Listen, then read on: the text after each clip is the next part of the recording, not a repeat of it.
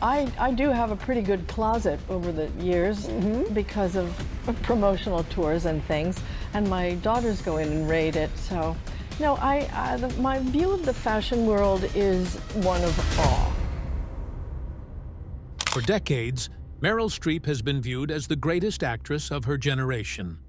But behind the awards, acclaim, and legendary performances is a private story, marked by heartbreak, loss, and painful chapters the public rarely saw. While her career continued reaching extraordinary heights, parts of her personal life were quietly falling apart, away from the spotlight. And some of the most difficult moments she endured remained hidden for years. So what really happened behind Meryl Streep's carefully guarded public image? And why are fans only now beginning to understand the emotional cost of her extraordinary life? Join us as we uncover the untold story behind Meryl Streep's life and career. The girl from New Jersey who was never supposed to be famous. Before Meryl Streep was the woman with 3 Oscars and a nickname that doubled as a verdict, she was a girl from Summit, New Jersey, who had been told in ways both direct and subtle throughout her childhood that her value was tied to her appearance rather than her mind. Mary Louise Streep grew up in a comfortable suburban household in New Jersey. Her father, Harry Streep, worked in pharmaceutical marketing. Her mother, Mary Wolfe Wilkinson, was a commercial artist. The world Meryl grew up in was the polished, achievement-oriented world of post-war American suburbia, where girls were expected to be pleasant and attractive and to eventually find the right man rather than the right career. Meryl has spoken in interviews about having performed a version of herself throughout her teenage years that was fundamentally about approval, about being what the people around her wanted to see rather than what she actually was. She was a cheerleader, a homecoming queen, and she had the kind of social success that suburban America in the 1960s recognized and rewarded. Underneath all of it, she was a person of considerable intellectual intensity who had not yet found the outlet that would let that intensity out in a form she could sustain. Drama class changed everything. She discovered theater in high school and felt immediately that she had found the version of herself she had been performing around rather than actually inhabiting. She studied voice with a teacher named Estelle Liebling, the same teacher who had trained Beverly Sills. She was admitted to Vassar College, where she continued acting and developing the technical range that would eventually make her one of the most imitated and least replicated performers in the history of the craft. She then went directly to the Yale School of Drama, where she earned her Master of Fine Arts, and where teachers and fellow students quickly recognized that whatever she was doing when she acted, it was different from what most people were doing. She arrived in New York City in 1975, and the city immediately responded to her in the way it responds to people it recognizes as the real thing. She was cast in production after production by Joseph Papp, the legendary producer of the New York Shakespeare Festival, appearing in 5 major roles in her first year alone. She earned a Tony Award nomination. She won an Obie. She was already, before a single frame of film had been shot with her name on it, someone that the theater world was watching with an attention usually reserved for people who had been working for a decade. And then she walked into a rehearsal room and saw the man who would change the entire course of her life.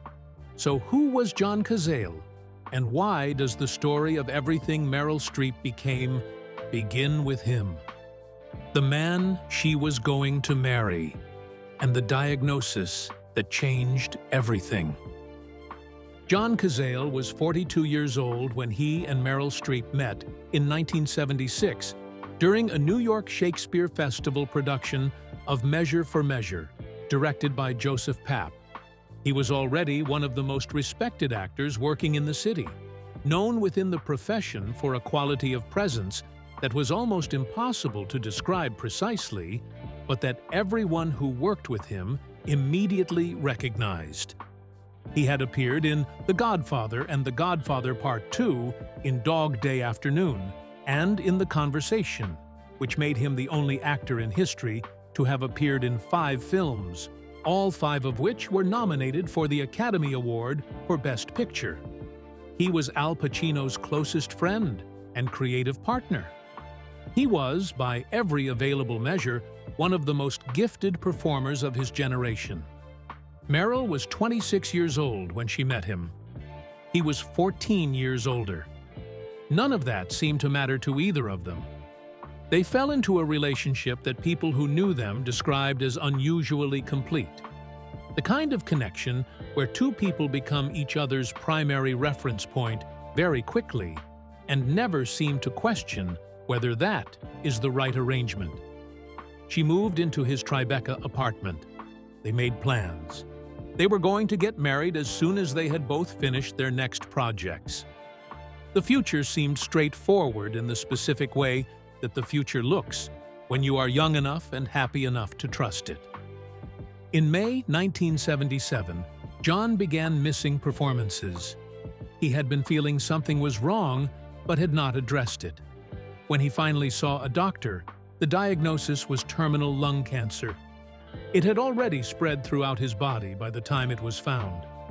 The 2 of them sat in the doctor's office in silence as the information arrived. Their world had changed permanently in the space of a single appointment, and both of them knew it. What Meryl did next revealed everything about who she actually was underneath the performances and the critical acclaim that was beginning to accumulate around her name. She did not withdraw.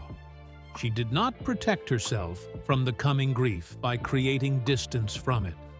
She bore down and took care of him with a focus that people who observed it described as one of the most quietly extraordinary things they had ever seen.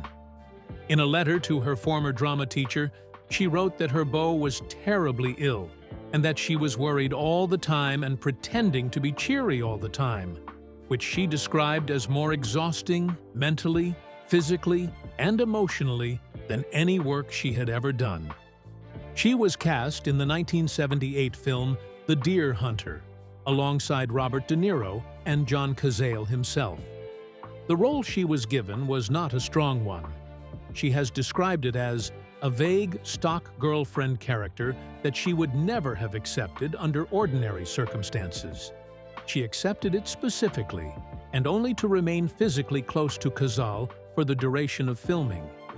When the producers discovered the extent of his illness, they refused to insure him and attempted to remove him from the picture. Streep told them directly that if Cazale was removed, she was leaving too. The producers had no practical choice but to keep him.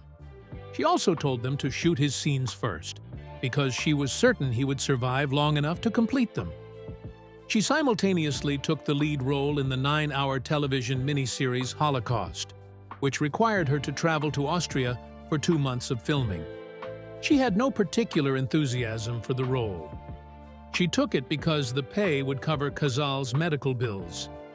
She worked through those 2 months in a foreign country, away from the man she was nursing through the final stages of a terminal illness, and then flew back to New York the moment filming was complete. When she returned, he was in very bad shape. By early 1978, he had been admitted to Memorial Sloan Kettering Cancer Center. He never left. On March 12, 1978, John Cazale died at the age of 42. Meryl Streep was in the room. She cried, and in a moment that has been recounted by the biographer Michael Schulman in his 2016 book, Her Again, she pounded on his chest with her fists after he appeared to have gone. He opened his eyes one final time and said, "It's all right, Meryl," before drawing his last breath.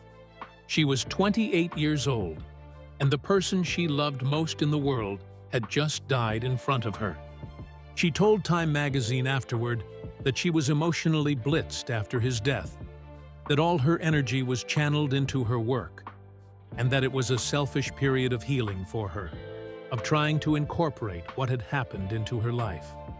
She told people that the death was still very much with her a year later, that it had forced her to confront her own mortality, and that once you do that, you look at things differently.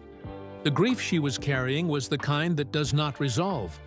It reorganizes around itself and becomes part of how you see everything else. So what happened when a stranger appeared in her life just months after she buried John Cazale? The marriage that lasted 45 years, and then quietly ended. 6 months after John Cazale died, Meryl Streep married Don Gummer. The speed of it alarmed the people around her. Her family questioned whether she was ready. The theater director Joe Papp, who had just finished working with her, recalled that even her own mother asked what on earth she was thinking. The story of how it happened is one of the more unexpected love stories in the history of Hollywood. After John's death, Meryl was evicted from the Tribeca loft they had shared because the lease had been in his name and the apartment was no longer hers to live in. Her brother Harry showed up to help her move. He brought a friend, a sculptor named Don Gummer, whom Meryl had met a few times in passing without any particular impression being made. Don was about to leave the country for an extended period. In an act of generosity, he offered to store whatever boxes Streep could not find space for in his studio. He then offered her the use of his loft while he was away. She went to make a film in Maryland. While she was there, in his apartment, she thought about him. They began writing letters to each other. When the letters became something more than friendly, she was honest with herself and with him about the fact that she was still grieving. A recently widowed friend encouraged her to simply spend time with Don if she liked him, without demanding that the timing be perfect. She liked him enough to marry him in September 1978, in an Episcopal ceremony in the garden of her parents' home in Connecticut. People who knew her well in that period have described the marriage as something that surprised everyone, including possibly Streep herself. She was still carrying John's death. She said so directly and publicly. But she also said the arrangement with Don simply felt right, that a lot of men had asked her to marry them before, and it had never felt right, and that this time it did. They had 4 children together over the years. Henry Wolfe Gummer was born in 1979. Mamie Gummer, who became a well-regarded actress in her own right, was born in 1983. Grace Gummer, who appeared in Mr. Robot, was born in 1986. Louisa Gummer was born in 1991. The marriage built something real across those years, a family and a life that coexisted with one of the most demanding careers in the history of American cinema. Meryl's one-sentence definition of the marriage's secret, offered to Vogue, was goodwill and willingness to bend and to shut up every once in a while.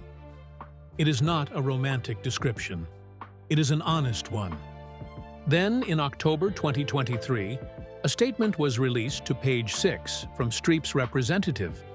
It said, "Don Gummer and Meryl Streep have been separated for more than 6 years, and while they will always care for each other, they have chosen lives apart." The couple had been separated since 2017. They had last been seen publicly together at the 2018 Academy Awards. For 6 years, one of the most famous women in the world, and her husband of 4 decades had been living separately without anyone in the public knowing.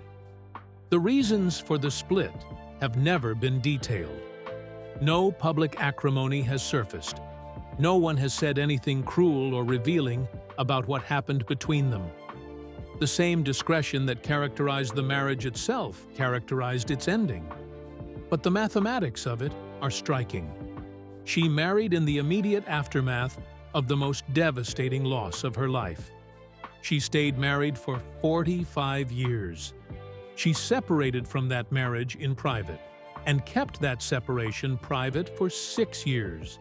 And in doing all of this without ever creating public drama, she maintained a dignity around her personal life that the world of celebrity in the 21st century rarely allows anyone. The separation became a news story, while speculation grew about another relationship. So who is the man that Meryl Streep has been seen with across multiple public appearances since the news of her separation broke?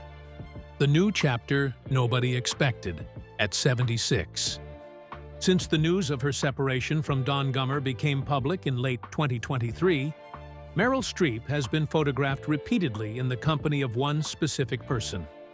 Martin Short, her co-star from the Hulu series Only Murders in the Building, has appeared alongside her at the Academy Awards in March 2024, at various industry events across 2024 and 2025, and in multiple social settings that have generated consistent media speculation about the nature of what they share.